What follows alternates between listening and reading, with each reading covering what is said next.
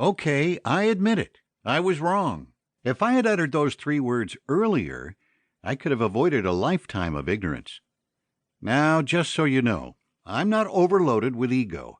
I admit to being wrong many times.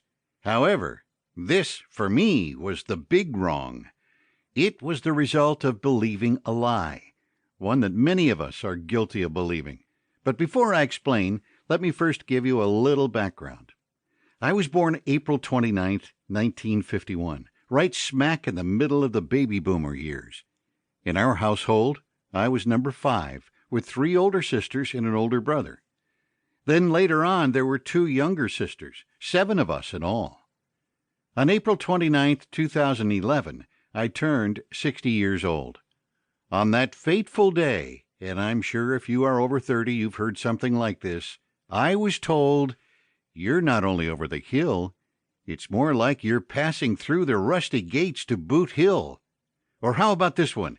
"Happy birthday, old man. You look pretty good." And here comes the zinger, "for your age." You see, therein lies the problem. My mind doesn't feel any different than it did when I was in my 30s. Sure, I'm a little bit wiser now, but I'm still subject to a screw-up every once in a while. Before my 60th birthday arrived in 2011, that winter had been a cold one, even for California. It was February, and it was snowing where I lived up in the mountains. I had just finished writing my 2nd novel, a sequel to my first award-winning novel, The Takacs, and was blissfully content inside my head. At least I thought I was content. However, when I glanced down, I couldn't help but see my stomach hanging over my belt. Every year for the previous dozen years or so, I would start my new "I'm sure it's going to work this time" diet on New Year's Day. And you know, I almost started it that year on New Year's Day 2011. But nope, not that year. Instead, I just decided to be old and overly fat. You've never heard of the term overly fat?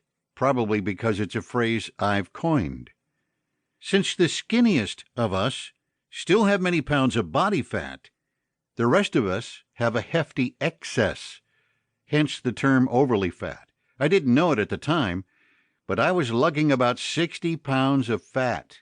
No wonder my feet, knees, and hips hurt, all of which I'd been attributing to age.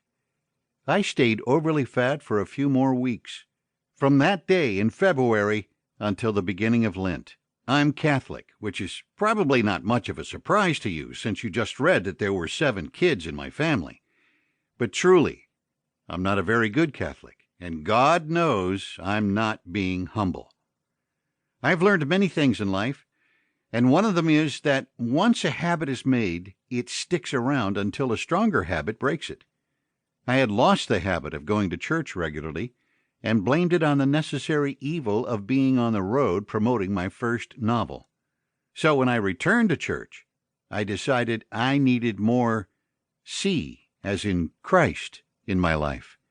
And since it was the beginning of Lent, I gave up some other C's, like candy, chocolate, cake, cookies, chips, crackers, and cream, ice cream, sour cream, sweet creamy butter, the cream and milk, and cheese. Oh, and I gave up the biggest C of them all, Coors. In my own little world, I created the 7 C's diet just for 40 days. It couldn't be that hard, right? After a few days on my 7 C's diet, it hit me like a ton of tacos. I was an addict. Well, not a heroin addict, an alcoholic, or 3-pack-a-day smoker. But I was an addict nonetheless, addicted to junk food. An addict is an addict. Since I was giving up all this for Lent and the good Lord, I said a prayer. Lo and behold, a miracle occurred. Maybe in the great scheme of things it wasn't an earth-shattering miracle, but for me, the cravings stopped. Okay, it could have been that my blood sugar finally reached a normal level and I almost felt human again. Or it could have been that my brain was adjusting to the new regimen. But it felt like a miracle, and after all, I had prayed.